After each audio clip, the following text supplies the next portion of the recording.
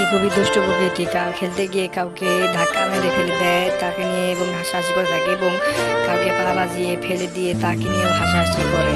মেয়েটি ছেলেটিকে বলে এরকম খেলা বেআইনি, কিন্তু ছেলেটি তাও না মেনে সে উল্টো মেয়েটিকে বল লাগিয়ে দেয়।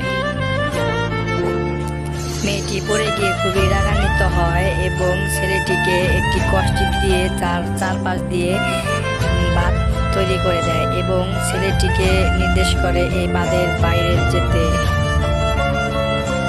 এরপর ছেলেটিকে একা ফেলে সবাই ছেলেটির কাছ থেকে চলে যায় এবং তারা চলে গিয়ে সবাই মিলে আইসক্রিম কিনে খেতে লাগে। মেয়েটি সবাইকে একটি করে আইসক্রিম দিতে লাগে এবং দেখে একটি আইসক্রিম বেশি হচ্ছে। তার মনে পড়ে যায় তার এক বন্ধুকে সে চার দেয়ালের মাঝে আটকে রেখে এসেছে। তারপর দৌড়ে সে তার বন্ধুর কাছে চলে যায় এবং বন্ধু তাকে দেখে খুবই খুশি হয় এবং বন্ধু দৌড়ে তাকে